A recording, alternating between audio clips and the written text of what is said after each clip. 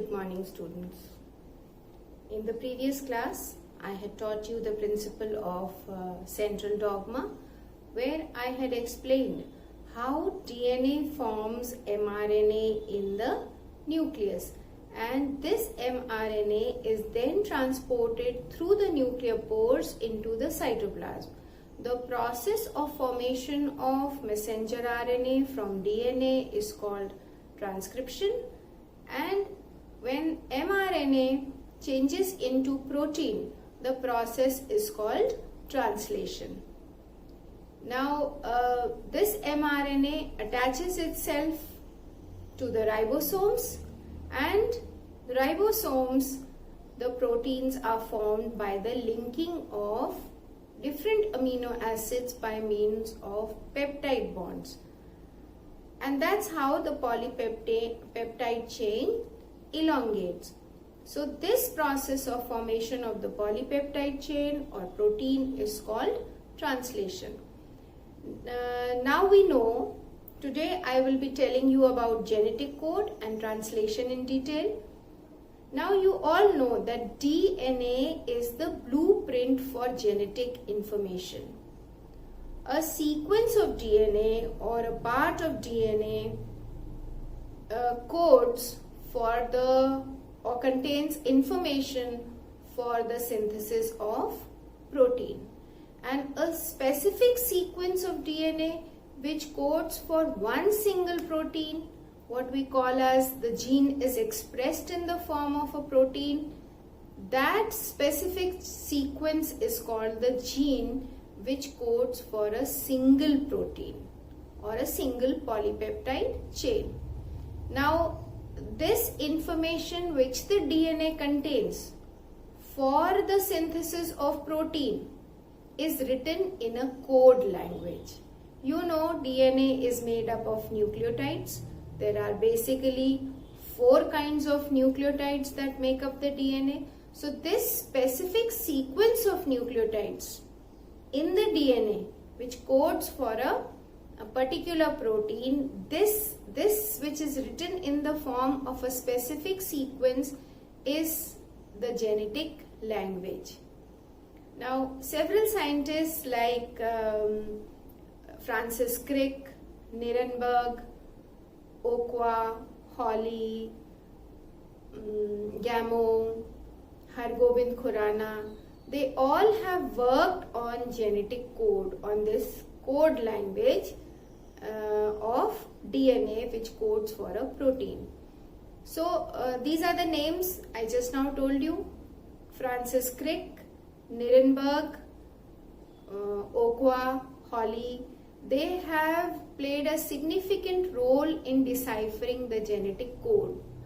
And it was Gamow who proposed that the genetic code is a triplet. That is, since there are 20 amino acids, and these 20 amino acids can be coded by different codons, and each codon is a sequence of 3 nucleotides, what we call as genetic code, and we say genetic code is a triplet. So I will tell you more about how we decipher this and each what are the salient features of genetic code and how protein is synthesized. So we will be talking about genetic code. Now I said DNA is the blueprint for genetic information. DNA is the blueprint for genetic information. Now, sequence of DNA contains information for the synthesis of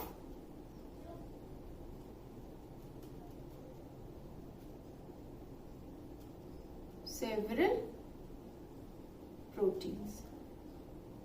A small portion of DNA, small segment of DNA codes for a single protein. Or we can say a single polypeptide chain. This specific small segment is called a gene. This information for the synthesis of a protein, this information is written in genetic language.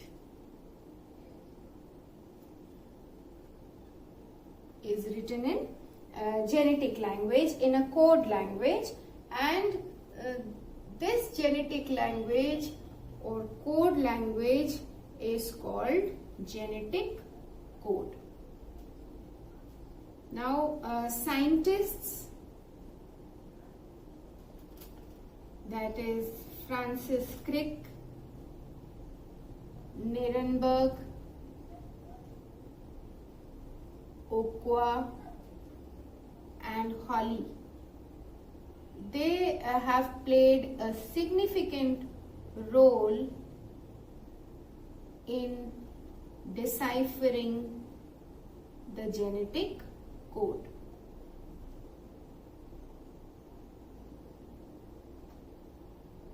Then Gamow. Gamow is the scientist who said that there is a possibility of a 3-letter code. That is, each codon consists of 3 nucleotides in DNA thread. And the possible number of codons with 3 nucleotide combinations can be 64. Because there are 4 nucleotides in DNA. Maximum number of nucleotides that are possible are 4, and 3 can form a codon. So total number of codons is 4 raised to the power 3, which is 64 codons are possible. So he said that there are 64 codons which code for 20 amino acids. So Gamow proposed the genetic code. And he said, since there are 20 amino acids, the possibility is that there can be 64 codons, because one codon is made up of 3 nucleotides. And there are, in all, DNA has 4 nucleotides. So one codon is made up of 3 nucleotides, and the total possibility is 64 codons. Then Hargobind Khurana and his co-workers, they worked out the sequence. They were able to synthesize a RNA molecule with defined base combinations. They could synthesize RNA molecule with specified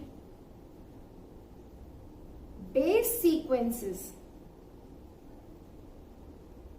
and for this work of theirs they were even awarded the Nobel Prize. So these are the important names that are associated with genetic code. Now I will tell you the features of genetic code, but before that I will draw a chart to explain how we can get these codons.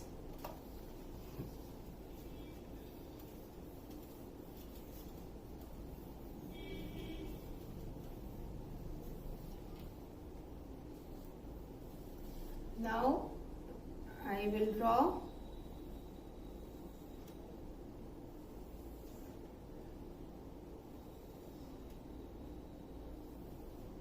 there are 4 nucleotides. Now first nucleotide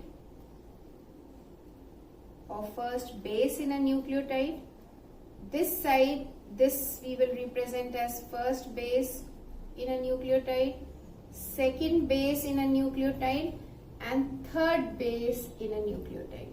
Because it has been found out that by Gamow, this was what he proposed, that genetic code is made up of 3 nucleotides or 3 bases. So 1, 2,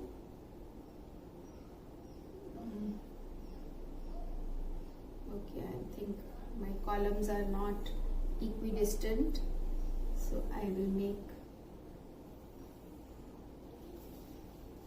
4 columns like this. To make it equidistant, I will make these 4 columns like this.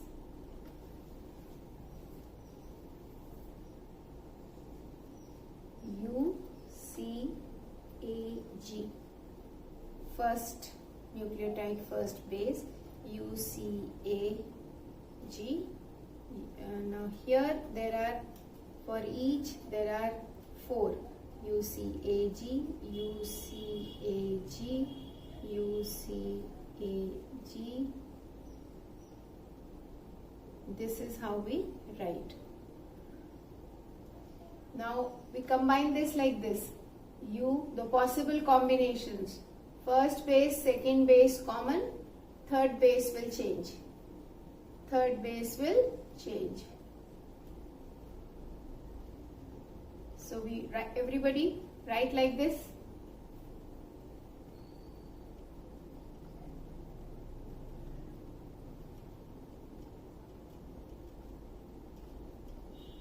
Write like this, all of you. AU, AUU, AUC, AUA, AUG, GUC, GUA, no, sorry, GUU, GUC, GUA, GUG. Then here UCC, UCA, UCU,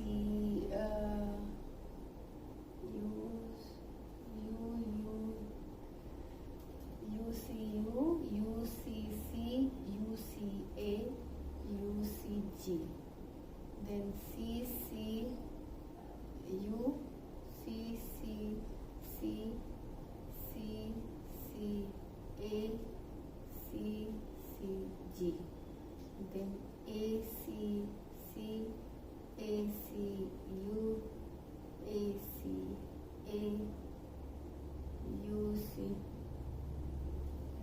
UCA, ACG. Then GC, GCU, GCC, GCA, GCG. That's how we write. U, A, U, UAC, UAA, UAG. Then CAC, CA, CAU, CAC, CAA, CAG. Then AAU, AAC, AAA, AAG. Then GAU, GAC, GAA, GAG. Then UGU, UGC, UGC, UGA, and UGG. Then CGU, CGC, CGA, CGG. Then AGU, AGC, AGA, AGG. Then GGU, GGC, and GGA, and GGG. So these are the 64 codons that are possible by 3 base sequences. So each of these code for a specific amino acid, like this codes for phenylalanine. This is the start codon. We call this the start codon. That means polypeptide synthesis will start when this codon is present on the mRNA. And these UAA, UAG and UGA, these 3 are the stop codons. These 3 are the stop codons. This is also these 2 and this. That is, whenever this triplet will come, the polypeptide synthesis will stop. It will start here with this codon and it will stop with these 3. Now these 2 code for phenylalanine, these 2 code for leucine, all these 4 also code for leucine, then these 3. So these are the triplet codons of mRNA showing the amino acids they code. Now you can see there are 64 codons that are possible, and each of them has 3 nucleotides. So we say genetic code is a triplet as was proposed by Gamow. And this features of genetic code which we will be discussing, that since there are 64 codons, so one amino acid can be coded by more than one codon.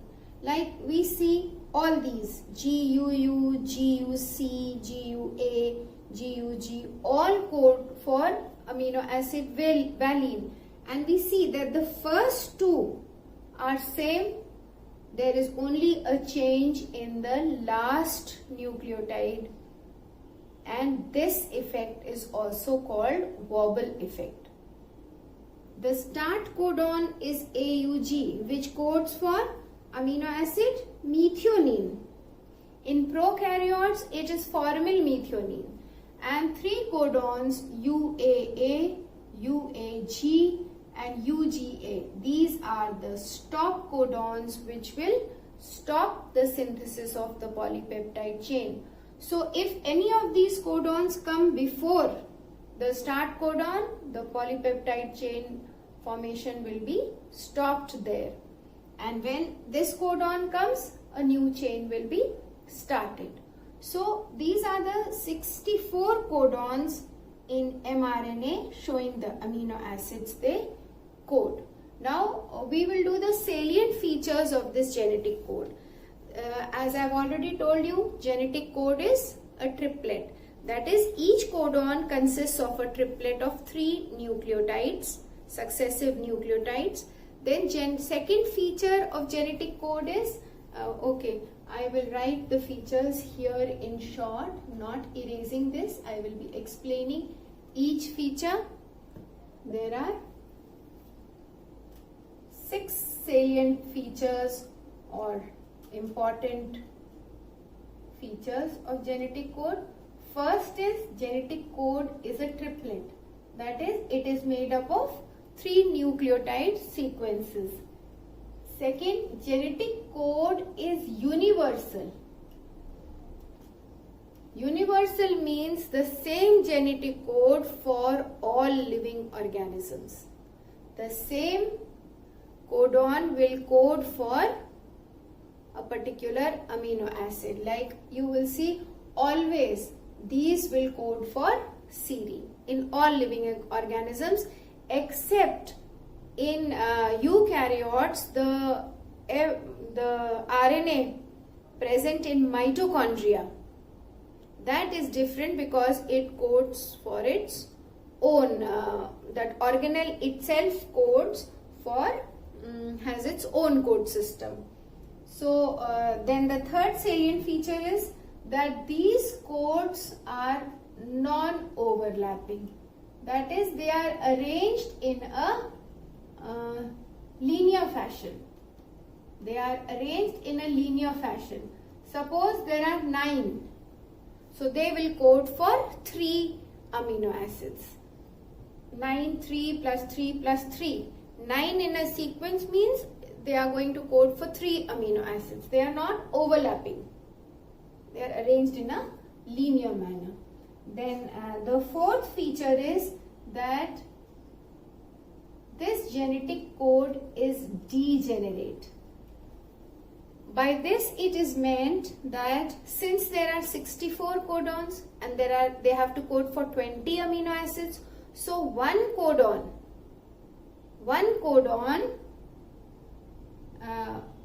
amino acid can be coded by more than one codon. Like you can see here, 4 of them are coding for the same amino acid. So we say that genetic code is degenerate, that is, more than one codon can code for a single amino acid. Then it is unambiguous. That is, which means there is no confusion. No confusion. It is unambiguous. It is clear that a particular codon will code for the same amino acid always. Same amino acid always. Then genetic code is commaless. That means there is no punctuation, no pause. In an mRNA chain, if there are codons like this, 3 will be read for one amino acid, then the next 3 will be read for the next amino acid, the next 3 will be read for the next amino acid.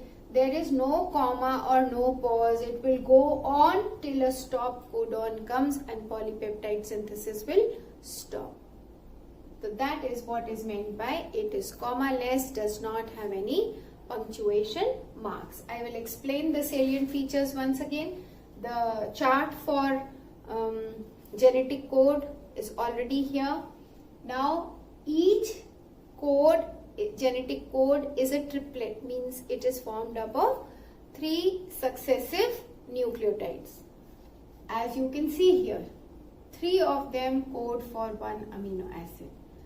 Genetic code is universal. Universal means same for all living organisms. There is no change except in eukaryotic organisms like for mitochondria or chloroplasts, which synthesize their own protein, have their own DNA. They have a different or their own code system.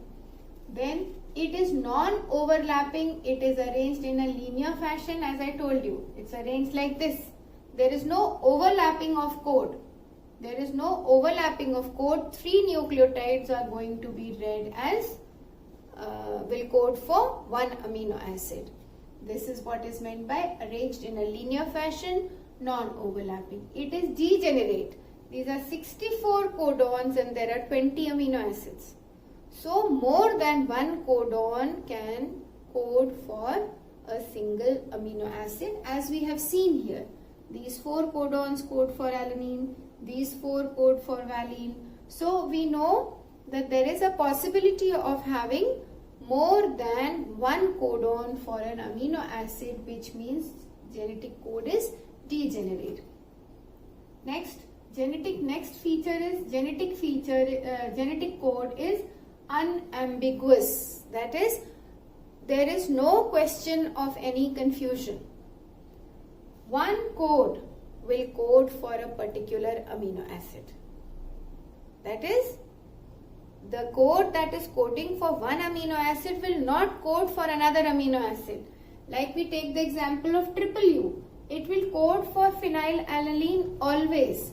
If we take the example of these 3 codes which are coding for serine, always they are going to code for serine. There is no chance or no confusion that it will code for another amino acid. That is what is meant by unambiguous genetic code. Then genetic code is commaless, which means no punctuation mark. We know we put a comma for a pause. We put a full stop for a stop. So in genetic code, there are no punctuation marks. They are comma-less, means one after the other. 3 nucleotide sequences, which is one codon, will code for one amino acid. The next 3 will code for the second amino acid. The next 3 will code for the next amino acid. That's how a polypeptide chain will be formed by the linkage of amino acids by peptide bonds. So this is genetic code, which was proposed by Gamow, and other scientists have also played a significant role. I told you, Nirenberg, Francis Crick, Hawley, they have played a significant role in deciphering genetic code, and Har Gobind Khurana was awarded the Nobel Prize for artificially synthesizing genes on the basis of genetic code. So this was about genetic code. Now I